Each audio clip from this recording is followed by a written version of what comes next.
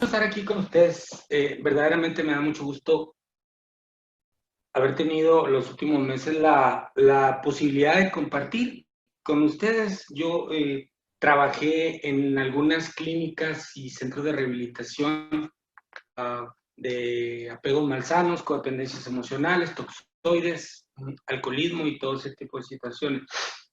Yo mismo soy hijo de alcohólico y en algún tiempo pertenecía a los grupos de hijos adultos de alcohólicos, el grupo que a mí, en el que me siento más cómodo hace muchísimo tiempo. Actualmente no milito propiamente ya en un grupo y tampoco ya me dedico al estudio de las adicciones, lo hice por 18 años de mi vida, ahora me dedico a la tanatología clínica y a la psicoterapia, pero yo mismo acá en Mexicali tengo talleres en donde cabemos todos aquí. Antes lo hacía en forma vivencial, porque yo trabajo por mi profesión de tanatología clínica, que es la psicología de la enfermedad, la pérdida y la muerte, en centros muy específicos, en neurorehabilitación de adultos mayores, en asilos de adultos mayores o asilos de ancianos, centros familiares. Entonces acá en Mexicali, hace años yo comencé con un taller, porque como me visitaban tanto en el consultorio, personas afectadas por el alcoholismo de familiares y por la adicción de familiares y con el boom que hubo en las últimas 2 décadas de la metanfetamina. Existe un consumo descontrolado en adolescentes de metanfetamina, lo que le llaman el cristal, que está volviendo locas y trastocando a la sociedad y a la juventud, ¿no? Entonces, como atendía a muchísimas personas, pues decidí hacer unos talleres de 12 pasos, desde el punto de vista psicológico de los 12 pasos. Los 12 pasos todos ustedes lo conocen y lo llevan de forma empírica. ¿Qué significa de forma empírica? Que por supuesto que tienen una gran experiencia, por supuesto que tienen conocimiento, quienes son nacidos a un programa maravilloso de 12 pasos de Al-Anon, de Nar-Anon, de Alatín, de AA, de comedores compulsivos, overeaters. Aquí ya le pusieron nombre a la adicción a los juegos de azar, a las maquinitas, pues, a ludopatía, ludópatas anónimos, a las personas que tienen bulimia y vomiting, trastorno de atracón, las personas que tienen neuróticos anónimos, narcóticos anónimos, y se sigue exactamente el mismo programa de 12 pasos, nada más que la sustancia o la cierta etimología, digamos, de la enfermedad, a pesar de que es la misma, pues los toxoides o las manías cambian y los circuitos conductuales cambian. Yo tengo un taller en donde cabemos todos, absolutamente todos, se llama Taller de Dependencias, Psicodependencias Emocionales, Modelo Minnesota. ¿Qué es el modelo Minnesota? El modelo Minnesota es los 12 pasos, pero acompañados por un profesional. Ese es el modelo Minnesota. ¿Por qué tiene que ser un profesional? Porque, repito, a pesar de que ustedes magníficamente llevan un programa de 12 pasos, pues no conocen el componente psicológico y este maravilloso programa de 12 pasos tiene 3 componentes que los hace único e irrepetible, pero que no se puede conocer el programa a fondo si no se conocen los 3 componentes. Este maravilloso programa tiene un componente emocional, que es el que la mayoría de ustedes las lleva a un programa. Estoy rebasada en mi emoción, no sé qué hacer con el loquito de mi vida, no sé qué hacer con el adicto de mi vida, me va a matar. Yo antes dependía de mis emociones y ahora dependo de las emociones de otro que tiene una manía o un toxoide. En la cuestión emocional juega un rol muy importante.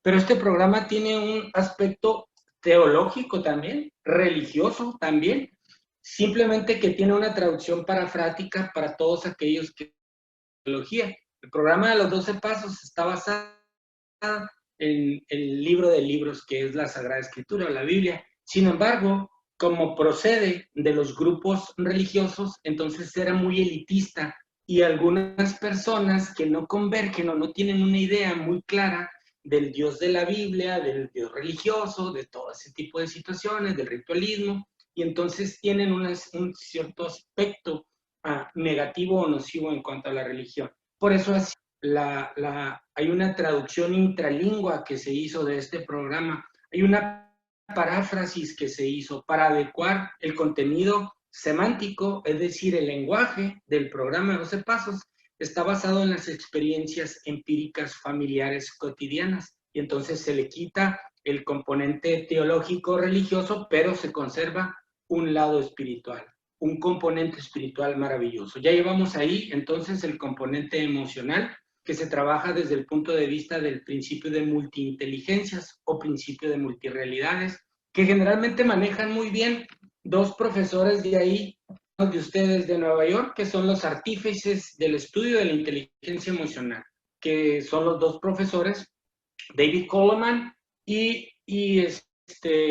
Howard Gardner, que es aquel que clasificó los tipos de inteligencia, y el doctor David Coleman, que es quien edita su método de inteligencia emocional estratégica para el uso y manejo de este tipo de programas que son de carácter emocional.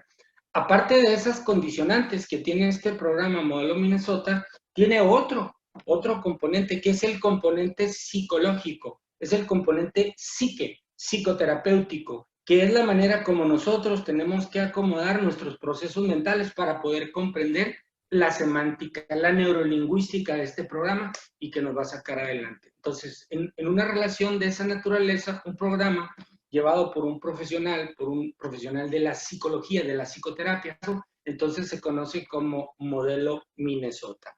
Este modelo Minnesota se llama así porque la Universidad de Minnesota, con sede en los Estados Unidos, que es la meca de las adicciones, es ahí donde se concentran los grandes estudiosos de las adicciones a nivel mundial, y de ahí parten a poner escuelas satélites. Acá en México, soy mexicano donde vivo, en México ya hay, según mi criterio, yo creo que son más, pero hasta donde yo sé, no puedo hablar lo que no sé, ya hay 3 centros del país en donde se tiene Universidad de las Adicciones. La primera fue en Guadalajara, la segunda en Puebla, en la ciudad de Puebla, y la tercera en Tijuana, acá en el norte donde yo vivo. Entonces, todos esos son satélites del modelo Minnesota, del estudio de las adicciones. ¿Por qué? Porque pululan ya ahora los centros de rehabilitación. Aquí en el estado de Baja California, donde yo vivo, hay cerca ya de 300 centros de rehabilitación, aproximadamente 280. Aquí en Mexicali, donde yo les estoy hablando ahorita,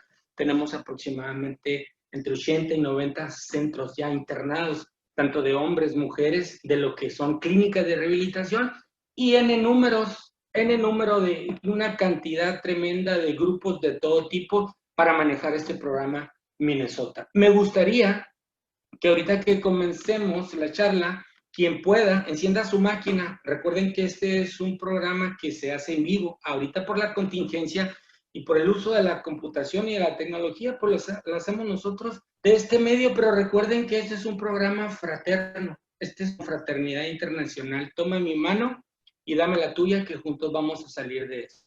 Entonces, para un ponente es importante a veces estar viendo los rostros, porque pues ahorita que les estoy hablando, lo único que veo son cuadritos.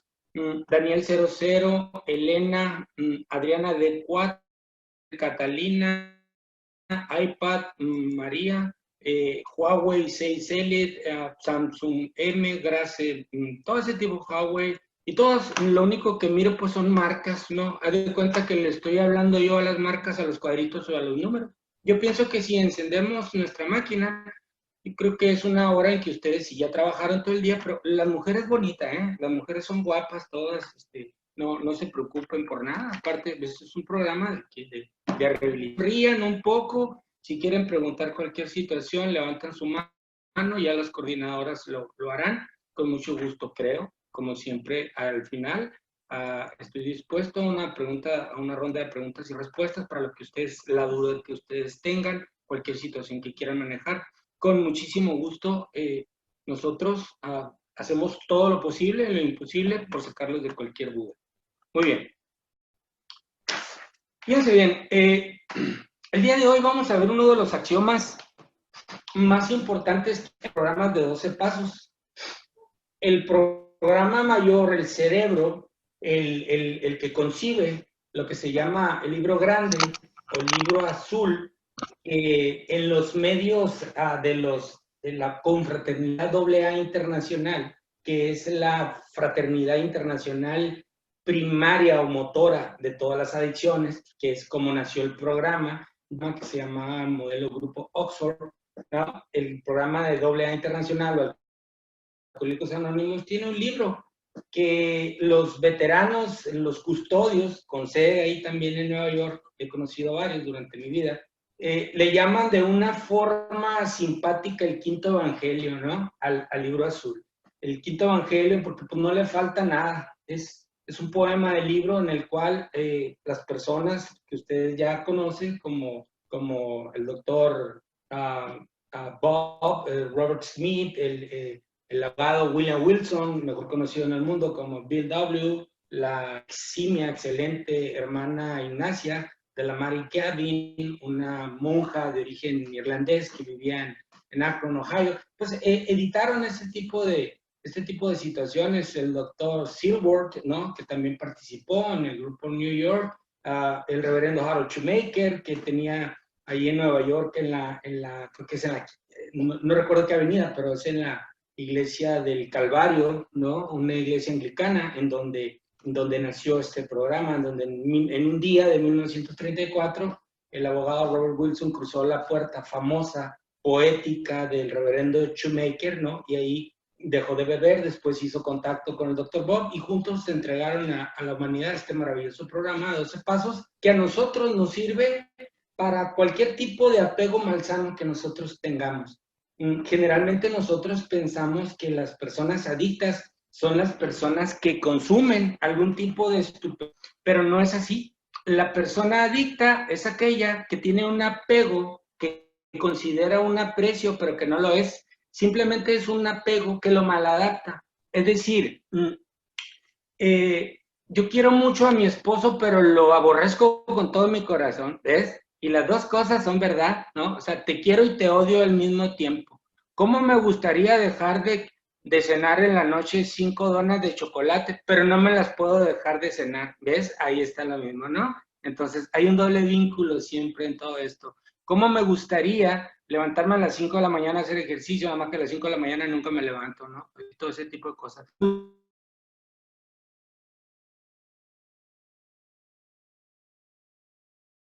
No sufrir porque dicen que estoy gorda, fea, prieta, molacha, alta, güera, como sea los demás, y no dejo de pensar en eso. Ahí tenemos apegos malsanos, es decir, es el inicio de la adicción, el factor emocional de que tanto hablan en el programa Minnesota. Es decir, yo ya no dependo de lo que yo pienso, dependo de lo que siento. Me convierto en un títere de mis emociones y después cuando entro en contacto con otro que está bien tronado igual que yo y que tiene un apego hacia un toxoide, entonces ahora soy títere de mis emociones y soy títere de las emociones que lo hacen tener una vida miserable a la persona con la que vivo. Entonces tenemos pues que son esquemas totalmente maladaptativos que nos tienen. Cuando nosotros estudiamos el libro azul, vamos conociendo, vamos interpretando lo que son 12 pasos en un nivel, repito, en un nivel profesionalizado, centros de rehabilitación, en las clínicas, en el sistema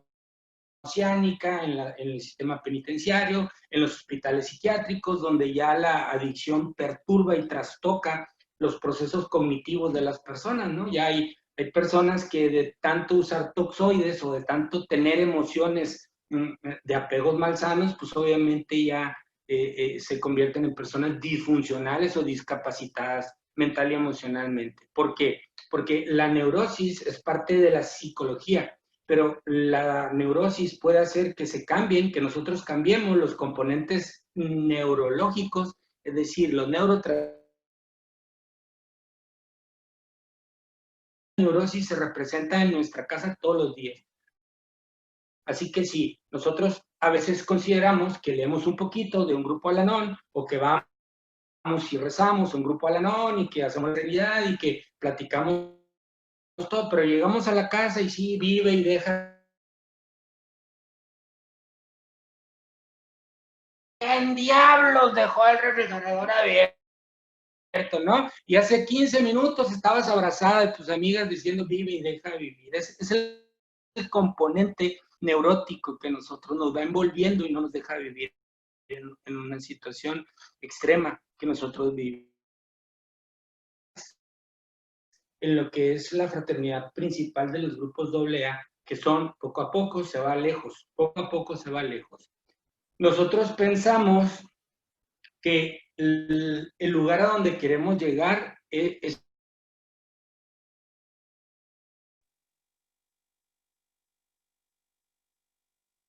Doctor, qué pena, se le está yendo el internet.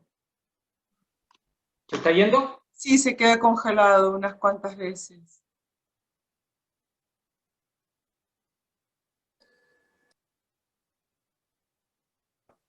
Entonces, repito, nosotros queremos apuntar una situación que nos lleve a vivir una vida sin tantos apegos, no es la que ese es el destino. La meta es cada día que tenemos nosotros en participar. Muy bien. El otro axioma es el que, es decir, primero es presentarse a su grupo, la literatura de Al-Anon, que es magnífica y maravillosa, y luego sobre todo entenderla y llevarla a la práctica. Ese es lo primero. Lo que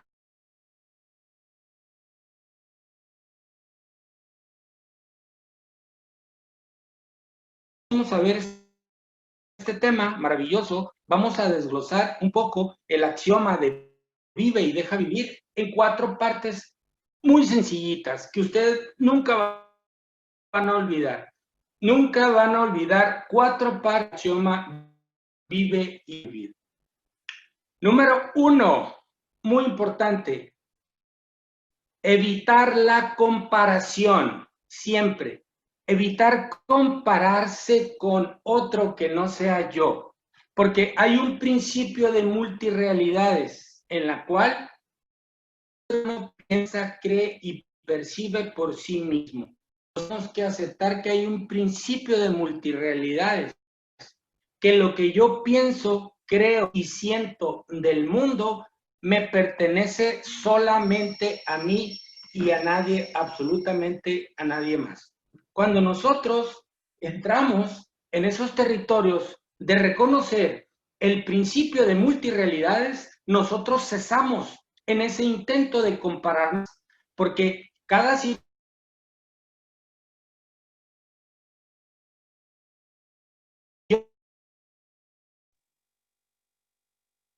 son 77 personas, cada una de las 77 personas a mi misma pregunta distinta. Si yo les pregunto cuánto es el amor de padre, esposo e hijos, absolutamente ninguna de ustedes me va a contestar lo mismo. Ha causado la muerte de un ser humano, de un ser amado, como un hijo, como una madre, ninguna de ustedes me va a contestar igual, porque no tenemos nosotros un dolorómetro, no tenemos un femonómetro, no tenemos un cariñonómetro, no existe. Es una cuestión sentimental, y en la cuestión sentimental, humanos somos únicos e irrepetibles. Cuando nosotros comprendemos el principio de multirrealidad, nosotros vamos de comparar.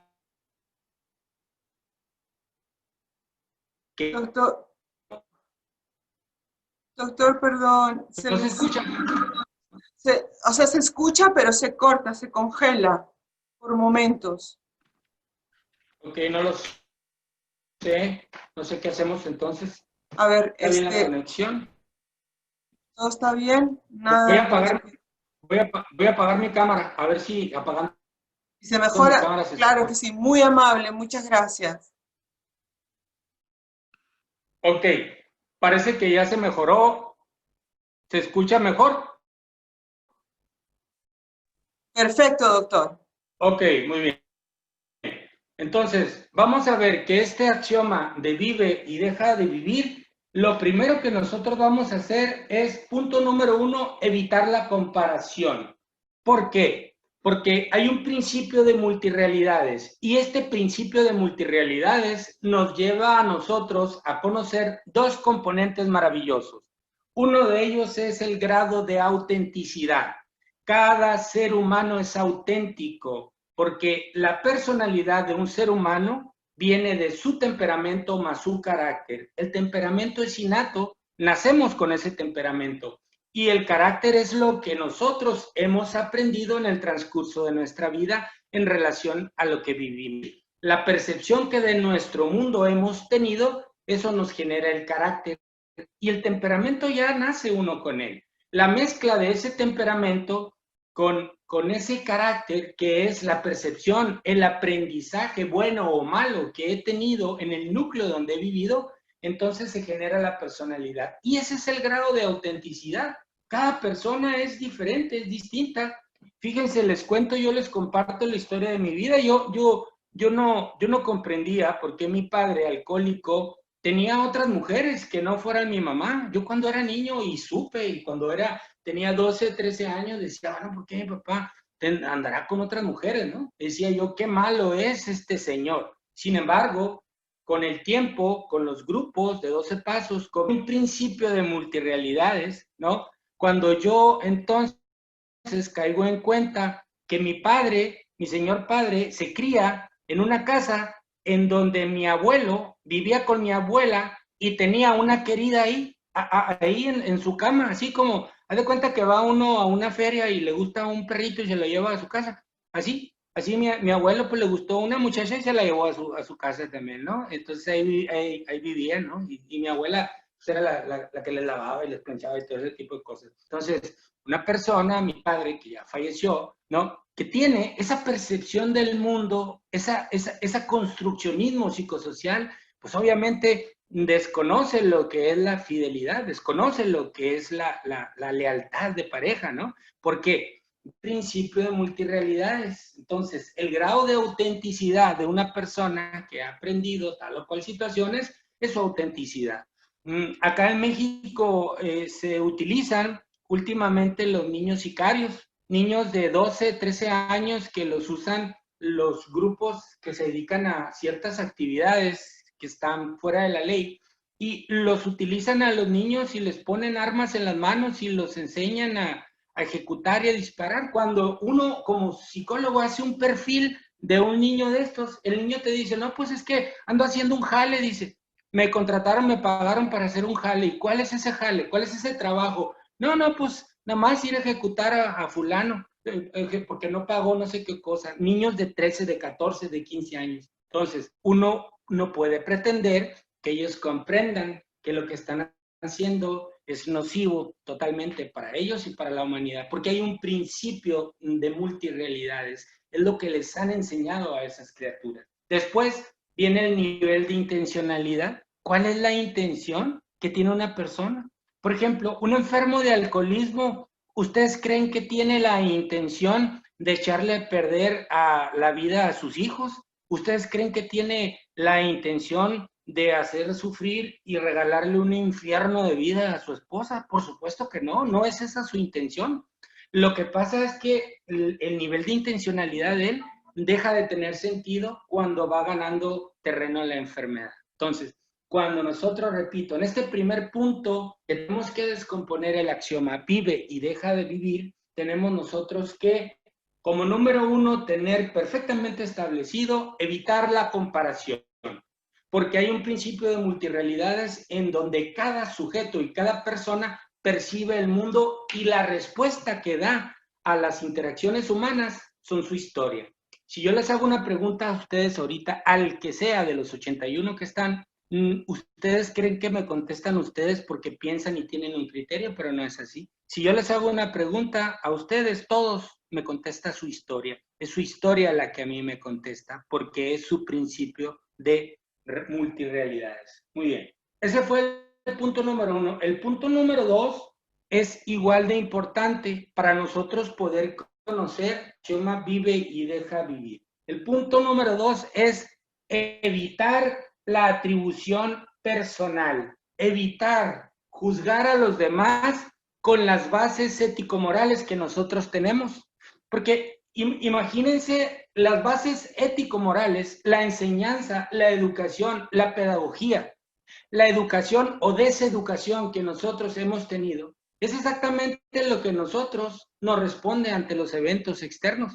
Si nosotros utilizamos únicamente nuestras bases para juzgar la conducta de los demás, entonces querrá decir que somos jueces de esta vida, de este mundo. Es como las personas que practican una religión y esa religión es todo en su vida y están completa y totalmente convencidas de que fuera de esa religión y esa creencia que tienen no existe absolutamente nada más. Entonces, todo lo encuadran, todo lo juzgan en base a estas situaciones. Hay personas en una familia de vínculos muy fuertes, de vínculos maternales muy fuertes. Hay familias que se crían con unas cuestiones ético-morales muy fuertes, con una equidad, como fue en el caso de mi familia. Yo estoy criado en el núcleo de una familia numerosa, en donde mi madre era extremadamente justa y equitativa. Y entonces, en esa suerte de enseñarnos lo que es la equidad, mi mamá repartía absolutamente todo lo que había en partes iguales para todos. Cuando uno se cría en un ambiente de esa naturaleza, pues obviamente cuando conoce familias que tienen otra multirealidad, pues uno juzga, porque dice las frases más nocivas que una persona puede decir, que son dos. Las frases más estúpidas que el ser humano ha inventado caen aquí en esta situación de la atribución personal. Las dos frases más estúpidas y más nocivas que hay en la humanidad es se supone y tú deberías. ¿Ah? La frase más nociva que ha inventado el ser humano. Oye, pues es que se supone que si me estás viendo que yo salí de trabajar y no he comido, se supone que tú me tienes que invitar, ¿no? Típico de las mujeres, ¿no? Se supone que si te estoy preguntando que si qué vas a hacer al rato, pues tú tienes que suponer que te estoy preguntando porque tú quieres que me invites a salir. Vámonos, ¿no? Ahí tenemos la frase se supone. Es que se supone, ¿no? Se supone que tú no deberías de salir, se supone que tú no te ganas, se supone que si estamos batallando con el dinero para pagar los gastos, pues se supone que tú no estás planeando unas vacaciones, se supone. Porque esa frase se supone, se traduce semánticamente en yo supongo en base a mi historia. Y cada vez que digo se supone es nada más porque yo supongo. Y lo que yo supongo lo supongo yo y absolutamente nadie más. Esa es la frase más absurda y más estúpida que el ser humano ha inventado, se supone. Y la otra, tú deberías, ¿no? Oye, tú deberías hacer tal o cual cosa. Deberías levantarte más temprano. Deberías arreglarte más. Tú deberías bajar de peso. Tú deberías subir de peso. Tú deberías buscarte otra pareja. Tú deberías no comprar. Tú deberías no fumar. Tú deberías sí fumar. Tú no deberías no salir tanto. Tú no deberías quedarte tanto en tu casa. Tú no deberías, tú deberías, ¿no? Tú deberías no trabajar tanto, tú deberías trabajar mucho más de lo que trabajas. Tú deberías saciarte más, deberías pintarte más, deberías no maquillarte tanto, deberías enlaciarte el pelo, deberías enchinarte el pelo, deberías, ¿se dan cuenta? Entonces, nosotros estamos atribuyendo la percepción que del mundo tenemos en el otro, con las hermosísimas frases, es que se supone, ¿no? Se supone. Se supone. Y a todos nos ha pasado, a todos nos ha pasado. A mí me pasó una vez, en una ocasión, en un viaje, iniciando a subir una sierra que hay acá en Mexicali, en Baja California.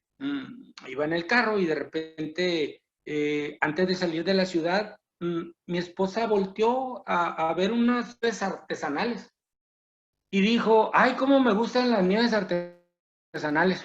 Y pues sí, y yo seguí de largo, ¿no? Como todo buen varón, ¿no? Ensimismado en mí, pues subí, ¿no? Y al rato, como a la hora que volteo, no, hombre, que veo una cara terrible, ¿no? Terrorífica. Y digo yo, ¿qué pasó? ¿Qué hay, no? Ya como son las mujeres, así que se les pone la cara larga, así, quién sabe cómo. Entonces, no, pues luego me dijo, oye, pues no te dije que quería una nieve. ¿Cuándo fue eso? ¿Cuándo fue eso? No, te dije que me gustaban las nieves de garrafa, entonces se supone que si yo te dije es porque yo quería que tú te dieras la vuelta por el bulevar y tal. ¿Se dan cuenta? terrible, ¿no? Obviamente que me fue muy mal en esa ocasión, porque se supone, yo no supongo lo que otros suponen. Entonces, son frases con las cuales nosotros trabajamos siempre y que nos hacen muchísimo daño. Entonces ya llevamos dos formas de cómo trabajamos nuestro axioma vive y deja vivir. Evitar la comparación total, porque nosotros sabemos que hay un principio de multirrealidades y cada quien es auténtico a su estructura y a su forma en la que se ha creado. Y la otra es el nivel de intencionalidad, con qué intención hacen las personas. El segundo punto es evitar la atribución personal, es decir, que nosotros no podemos juzgar a los demás con nuestras creencias, porque nuestras creencias son nuestras y solo nuestras. Nuestras distorsiones del pensamiento son nuestras y solo nuestras. Por ejemplo, yo cuando fui terapeuta de parejas, ustedes no saben por qué se divorcian las personas. Ustedes creen que se divorcian por problemas, pero las parejas no se divorcian por problemas. Las parejas se divorcian por nada. Las parejas se divorcian nada más porque alegan. ¿Y de qué alegan? De nada. Pero el hecho de alegar las hace que se alejen. Pero las parejas se pelean porque yo he tenido divorcios. Yo cuando me dedicaba a la terapia de parejas era porque uno era el varón, decía que la avena en la mañana se tenía que comer caliente en un plato hondo y con rebanadas de plátano. Y entonces, porque así se la servía su mamá allá en Sonora. Y entonces la mujer no, pues la avena la hacía, le echaba leche fría y se la daba en un tazón. Entonces él decía, tú no sabes hacer avena, así no se cocina la avena, así no se desayuna la avena, es absurdo lo que tú haces, ¿no? Principio de multirrealidades, es decir, estamos entrando en cuestiones que cuando nosotros atribuimos nuestra historia de vida y nuestra crianza, pues entonces estamos en severos problemas. Como punto número 3, nosotros para entender el axioma vive y deja vivir, tenemos que trabajar muchísimo en la humildad y la sencillez. La humildad, humus, y la sencillez. ¿Y qué es la humildad y la sencillez? Fíjense bien, la humildad la vamos ahorita a esclarecer nada más con una simple evaluación de nosotros mismos. Es decir, la humildad es la forma en que yo encuentro mi justa medida en el sistema en donde vivo. Solamente. Parece que nos escuchan. Sí, sí te Sí, escuchamos. sí, Sí escuchan. No, pero no sé quién puso para compartir. pero sí te escuchamos muy bien. Sí, Ok. espera. Es que se me perdió todo aquí. ¿Quién sabe qué está pasando? Ok. Ya, Gracias. ahora. Ya. Sí, es que de repente no había nadie. Ok. Sí, sí, La sí. humildad, repito, la humildad únicamente es la manera de encontrar mi justa medida en el sistema. Cuando yo me siento muy pequeño en mi sistema, estoy en problemas. O sea, cuando yo me siento, no, pues yo para qué opino, soy una tonta, soy un tonto. Yo para qué digo, yo para qué participo.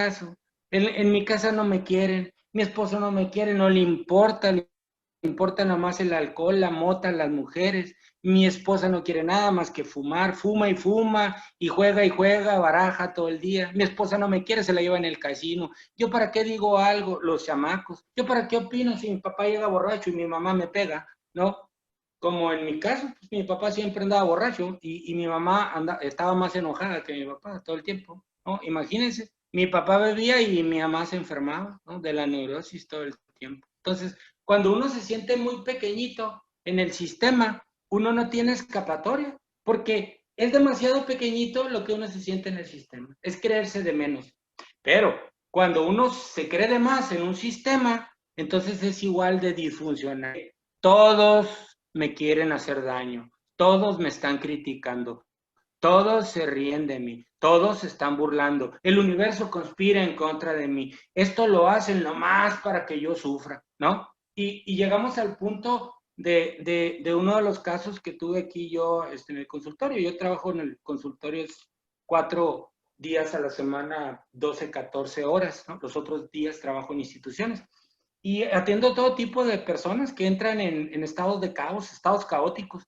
Y el año pasado, en diciembre del año pasado, atendí a una señora que dijo que se sentía muy triste porque ella tenía una pensión de profesora jubilada y era viuda y tenía otra pequeña pensión. Entonces ella en estas fechas le gustaba mucho hacer comidas tradicionales como pavo, como pozole, como tamales, y que en estas fechas ella había estado muy austera porque una hija de ella se había enfermado y todo el dinero que tenía se lo dio a la hija para el tratamiento. Entonces, pues le había ido muy mal. Pero lo que más le dolía es que ella a todas las vecinas les hablaba mucho, menos a la mendiga vieja de enfrente, porque era una bruja. Era una bruja desgraciada, una bruja envidiosa, una bruja que siempre le había querido hacer daño, era una bruja maléfica y maldita y todo, y que la odiaba con todo su corazón, ¿no? Entonces dice que, pues la vecina, como de alguna manera es tan chismosa y totera y mala y desgraciada, que investigó que ella estaba pasando una pena de esta, pues hizo muchos tamales, la vecina. Entonces dice que pues como hizo muchos tamales, pues le regalaba a todas las vecinas muchos tamales, ¿no? Y que pasaba con la olla de tamales dándole a la vecina, ¿no? Y ella me decía, y lloraba y empuñaba los brazos y decía, y yo estoy seguro que esta desgraciada hizo tantos tamales nomás para darme la madre a mí, nomás para que yo sufra, ¿no? Entonces yo le decía que, ¿cuántos tamales tendría que hacer tu vecina para que tú no sufrieras, no? O sea, digamos, si hace unos 20, 30 tamales, tú te sientes bien, ¿no? Pero si ya hace 70, 80 tamales, tú sufres, lloras, ¿no? Si hace más de 100 tamales, pues tú entras en un estado caótico. ¿Se dan cuenta? Nosotros creemos que el universo conspira en contra de nosotros. Creemos tan importantes que pensamos que todos nos quieren criticar, que todos nos desean un mal, que todo lo que pasa en una casa es por nosotros. Entonces no estamos siendo humildes, porque la humildad es asignarse y tratar de asignarse la justa medida de lo que nosotros estamos. Tenemos que ser humildes y sencillos. Sencillos no es ser pobre, sencillo no es no tener dinero, sencillo no es callarse la boca y no decir nada. No, sencillo es simplemente dejar que el mundo fluya, saber que yo no puedo cambiar absolutamente las decisiones del otro, saber que hay un componente y un principio de impotencia, se llama falta de poder, es decir, yo no pude hace 20 años, no pude ayer y no podré mañana hacer que otra persona piensa, crea y perciba el mundo como yo.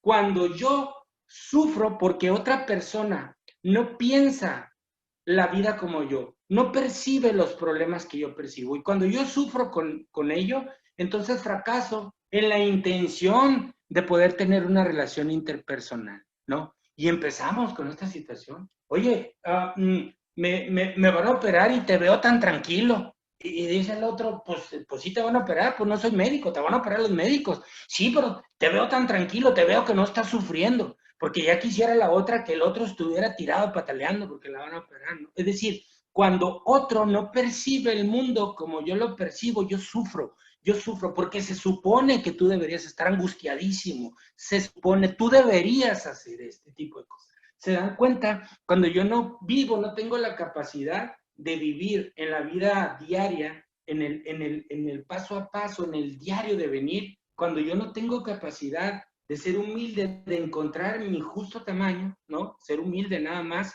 ser humilde y sencillo. ¿Qué quiere decir la sencillez? Simple y sencillamente tratar la vida como es, como viene en el diario día a día. Ese fue el número 3. El número 4, que es el más bonito y el más delicioso y el más espiritual de los pasos para poder entender el axioma del vive y deja vivir. Y lo repito para hacer un resumen. Para nosotros poder comprender el componente vive y deja vivir, tenemos que verlo en 4 partes bien diferenciadas. Número 1, evitar la comparación. Evitar yo compararme con absoluto en este mundo y evitar comparar a nadie conmigo. Absolutamente. Porque cada quien tiene su grado de autenticidad y cada quien tiene un nivel de intencionalidad que es con el que ha nacido, ha comprendido y ha vivido. Número 2, evitar la atribución personal, es decir, cesar de juzgar el mundo con las bases que yo tengo. Dejar, ¿no? Por ejemplo, yo me acuerdo que cuando era niño, no podíamos comer pescado con sandía, por ejemplo, en un mismo día. Y mi papá compraba mucho pescado y pues siempre había sandías porque pues eran personas del rancho y mi papá iba y traía las sandías del ranchito. Entonces, pero no podíamos nosotros. Si un día íbamos a comer que hacía mi madre o tacos de pescado, pues no podíamos comer sandía ese mismo día, ¿no? Hasta que un día yo investigué y pregunté por qué, y pues me di cuenta que no había ningún por qué. Porque no tiene absolutamente ningún por qué, ningún tipo de relación de ningún tema. Pero como a nosotros nos enseñaron, yo creo que por allá mi mamá en algún monte o en algún rancho alguien le ha de haber dicho, le dio diarrea a alguien que comió pescado con sandía, pues a nosotros nos enseñó que la sandía y el pescado no se comen en el mismo día. Así que se supone que no puedes comer sandía porque ya comiste pescado, porque tú deberías saber que no se come en el mismo día sandía con pescado. ¿Se dan cuenta? Son creencias irracionales, se llaman. No porque seamos tontos, se llaman creencias irracionales porque hemos tenido la mitad de 3 segundos para racionalizar lo que decimos. Nosotros lo decimos nada más porque alguien lo dijo, porque alguien en un momento lo repitió y nosotros como pericos nada más repetimos lo que escuchamos. Ese es evitar la atribución personal, ¿no? O como decía mi esposa también, tápate que tengo frío, ¿no? Y entonces sacaba a mis hijos cuando estaban niños, los sacaba así como con cobijas y con gorros como monos de nieve de esos de la temporada navideña y los chamacos tenían calor, pues, y yo tenía calor, pero como ella tenía frío, decía, tápate bien porque está haciendo frío. Y yo le decía, mija, mejor di, yo tengo frío, tú tienes frío. Los frío, yo no tengo frío, tú tienes frío.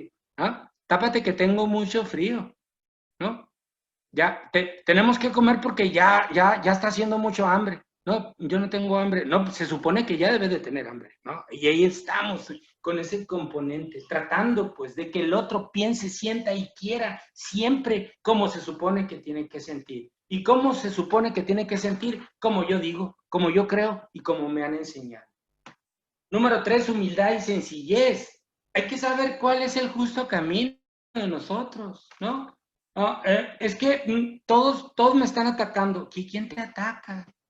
Sí, todos me están atacando. Fíjate que tuve una paciente que venía llorando porque decía que 2 mendigas viejas de su trabajo no la saludaban en la mañana, los buenos días, ¿no? Y me decía, 2 mendigas viejas de las que están operadas, ya sé que están operadas, entonces pues no me saludan en la mañana. Y yo le decía, ¿por qué te tendrían que saludar? ¿Por qué? Y ella decía, es que a mí desde niña, mi abuelita y mi mamá me enseñaron que se tenía que saludar en la mañana. Ah, bueno, mi reina, pues entonces llegue y salude usted, ¿no? Que a ti te enseñaron saludar por la mañana, pues entonces cumple tus enseñanzas, llega y saluda. Pero cuando tú quieres que una persona te salude porque tú crees que se debe saludar, y si no te saluda, estás en rabia, ¿no? Entonces estamos en problemas ahí, porque no estamos respetando un principio de multirrealidad, ¿no? Y fíjense que ese caso era porque una de las muchachas traía un audífono, no más que de lado pegado a la pared. Y como estaba siempre con el audífono, pues no oía cuando llegaba. Y la otra muriéndose porque no le contestaba los buenos días. Así sufrimos nosotros cuando no tenemos claro, cuando nosotros creemos y nos aferramos a la idea que los demás tienen la obligación de pensar y creer con nuestros propios pensamientos y nuestras propias creencias. Como punto número 4, lo más delicioso para entender el axioma vive y deja vivir es incrementando la conciencia de mí mismo. Es decir, ¿qué pienso yo en base de mi vida? ¿Me doy cuenta de lo que hago o no me doy cuenta de lo que hago? Es decir, tengo una emoción y pienso en esa emoción o tengo una emoción y luego conductualizo la emoción. O soy de las personas que primero hago, la riego y luego pienso. O soy de las personas que cuando hay una situación, paz, digo una palabrota, digo una majadería, salgo con una reacción y luego digo, ¿y para qué hablé? ¿Para qué dije? Me hubiera quedado callada la boca, ¿no? ¿Cómo pienso? Pienso, en Al-Anon hay un axioma que se llama piensa. ¿Y qué quiere decir? Me dicen eso, piensa. Piensa antes de hablar, piensa antes de actuar, piensa antes de decidir, piensa antes de gritar, piensa antes de regañar, piensa antes de sentirte mal por lo que sea, por todo y para todo, piensa. Tengo conciencia de mí misma, es decir, tengo una emoción y digo, ok, estoy molesta, y como estoy molesta, pues ahorita no voy a tomar ninguna decisión con mis hijos, porque si tomo una decisión con mis hijos, como estoy molesta con el mequetrefe desgraciado del alcohólico borracho de mi marido, ¿no? Como estoy molesta, entonces llegan los chamacos y la agarro contra ellos, ¿no? Como estoy muy enojada porque ya no aguanto al mequetrefe, a mi papá borracho o a mi esposo, esposa o lo que sea, como estoy tan enojada, entonces busco quien me la pague, ¿no? O trato de racionalizar la emoción y digo, ok, ahorita estoy molesta, pero los chamacos no tienen la culpa. O sea, soy consciente de lo que hago, me doy cuenta de lo que estoy haciendo o convierto mi vida en un campo de guerra, en un campo neurótico. Me doy cuenta de que la solución que tengo yo la tengo en mis manos y puedo decidirla. Me doy cuenta de eso. Me doy cuenta que tengo 20 años sufriendo porque quiero o no me doy cuenta. Me doy cuenta cuando digo, vivo con un alcohólico que no me respeta, que me golpea, que es irresponsable, que se queda tirado ahí. Y les digo yo, bueno, pues es el momento de dejarlo. No es que no lo puedo dejar porque pobrecito es lo que va a hacer y luego me retonto y si lo corren del trabajo y yo tengo que prepararle todo y tengo que resolverle la vida y lo tengo que hacerle esto y tengo que recogerlo donde esté y tengo que hacerle lunch y tengo que y le digo, pero ¿estás bien con él o sufres? No, sufro mucho con él. No, pues déjalo, no, pues que lo quiero mucho. Ah, entonces acéptalo. No, no lo puedo aceptar porque es un desgraciado borracho alcohólico. Ah, bueno, pues entonces, pues córrelo. No, porque luego, pobrecito, ¿qué va a hacer? Porque lo quiero mucho. Entonces acéptalo. No, no lo puedo aceptar porque es un desgraciado borracho. Entonces no quieres nada. Me doy cuenta. Entonces me doy cuenta y sigo que tengo años sufriendo porque el alcohólico de mi vida o el adicto de mi hijo o cualquier persona que esté en mi vida, que tenga una enfermedad, no me hace caso. Me doy cuenta que estoy sufriendo por eso. Me doy cuenta que amanezco bien y con cualquier situación que haga el alcohólico ya me pone mal. Me doy cuenta que no soy más que un títere de mis emociones. Entonces, si soy títere de las emociones del otro, o no me doy cuenta, ¿no? Me doy cuenta que si amanezco bien, me pone mal de la nada. No me doy cuenta. Esa es la conciencia de sí mismo. Y el otro punto de la conciencia de sí mismo es cómo quiero vivir yo la relativamente corta parte de vida que me queda. ¿Cómo la quiero vivir? ¿Como yo planeo vivirla o como los demás quieren que viva? Porque se supone que yo tengo que estar superitado a tal o cual situación. ¿Cómo quiero vivir yo? ¿Tomando mis decisiones o siendo un títere de las decisiones de los demás? ¿Me doy cuenta o no me doy cuenta? Me doy cuenta que si yo no estoy bien, que si traigo una perturbación, que si traigo un poco de tristeza, a lo mejor no es el momento para compartir, o no me doy cuenta. Me doy cuenta cuando mi manera de hablar, gesticular, mi mirada, esa forma que tengo yo de estructurar mi discurso, lastima. Me doy cuenta lo hiriente que puedo hacer. Me doy cuenta cuando me enojo, las frases que digo, las majaderías que digo, o no me doy cuenta, ¿no? Me doy cuenta que estoy sufriendo por otro, no me doy cuenta. Ese es el punto. Estar consciente de mí mismo. ¿Qué hago yo por mi vida? ¿Y qué estoy sufriendo por lo que hace o debe hacer cual persona? ¿Me doy cuenta o no me doy cuenta? ¿Cuánta cuenta nos damos de esto? Somos conscientes de que nosotros no podemos hacer nada porque otro ser humano deje de beber, que no podemos hacer absolutamente nada porque un hijo deje de drogarse, que no podemos hacer nada porque un hermano ya haya perdido todo el trabajo y vaya de centro de rehabilitación en centro de rehabilitación y nosotros lo queremos curar con consejos. ¿Nos damos cuenta o no? Lo más difícil a lo que se enfrenta un clínico como yo son a las mamás de los adictos. No hay otra cosa más patética y terrible para una madre, porque la mamá cree, no desiste en la idea que al final de su vida cree que ella tiene potestad para que su hijo deje de beber o de drogarse. Y le puedes explicar 10 años, 20 años lo mismo y no te cree. Porque ella dice, ¿qué puedo hacer? Yo a mi hijo lo ayudaré hasta el final. Cree que está en sus manos que su hijo deje la droga. Cree que está en sus manos. Hace 40 años conozco este programa, trabajé 18 años en el centro de rehabilitación. He tratado a más de 1000 adictos y algunos se han rehabilitado, algunos, pero en mi experiencia no he encontrado absolutamente a ningún adicto que me diga, yo entré a un programa de rehabilitación y me rehabilité porque mi mamá me dijo, o porque mi mamá lloraba o quería. No, no me he encontrado a ninguno, absolutamente ninguno, no existe. No hay absolutamente ningún adicto que deje la droga por su mamá, no existe. Porque el adicto únicamente se recupera en sí y para sí cuando quiere. Pero no nos damos cuenta. Yo no conozco absolutamente a ningún alcohólico rehabilitado que diga, no, yo gracias a Dios y el programa estoy rehabilitado porque mi sacrosanta esposa, ya para mí es muy importante que esté muy tranquila. No los conozco que digan eso, ¿no? Hablan de todo, menos de que, ay, es que mi esposa, ahora que yo ya no bebo y voy a cumplir 5 años, pues ya ella ya se ríe y está bien tranquila. No, nunca me han dicho eso, nunca. Pero los familiares de los alcohólicos, de los adictos, creen que está en sus manos. Y luego vienen al consultorio y dicen, pues, ¿qué hice mal? ¿En qué fallé? ¿Qué tengo que hacer para que este desgraciado me valore? ¿Para que este desgraciado deje de beber? ¿Qué tengo que hacer? No tienes que hacer nada. Ni puedes hacer nada, ni puedes dejar de hacer ni absolutamente nada, porque no es asunto tuyo. Porque la persona que está enferma de adicción va a un programa de rehabilitación cuando quiere y cuando puede. Y si le da la gana y si no, no.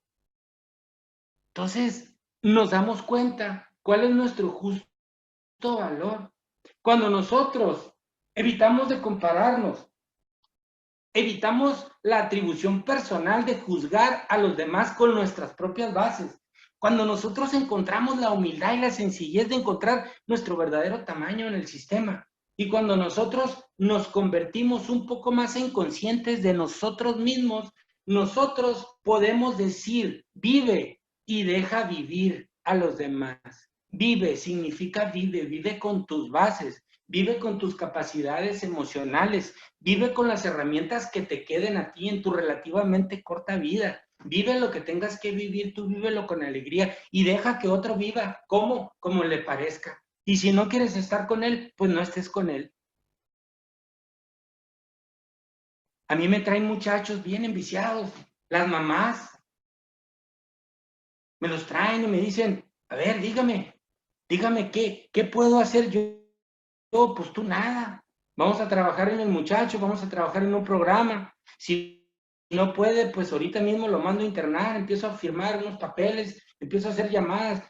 Los muchachos nunca quieren internarse, hay algunos que vienen y dicen, oiga, pues ya manden a internar, pues lo mando a internar. Les damos vigilancia, a veces voy y los asisto cada mes a los centros de rehabilitación, según. Pero las mamás dicen, mi hijo ya tiene 40 días y fíjense que mi hijo es bueno, no quiero ya tenerlo mucho con esos mequetrefes de un centro de rehabilitación, porque los que están ahí me lo van a echar a perder. Fíjate nomás, fíjate nada más.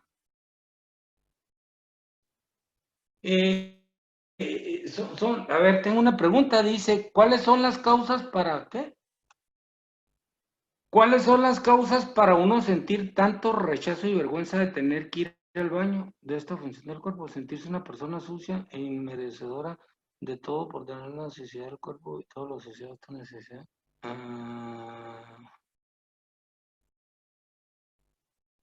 Pues esto tiene que venir con una psicoposición profunda, ahorita lo desglosamos.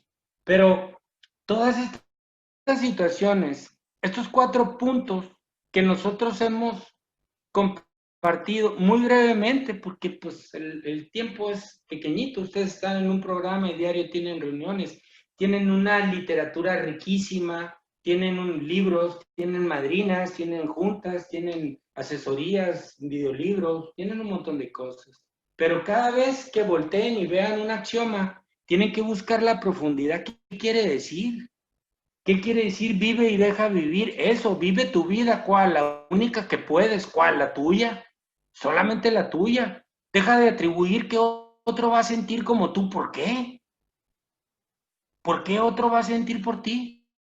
Yo soy tanatólogo clínico.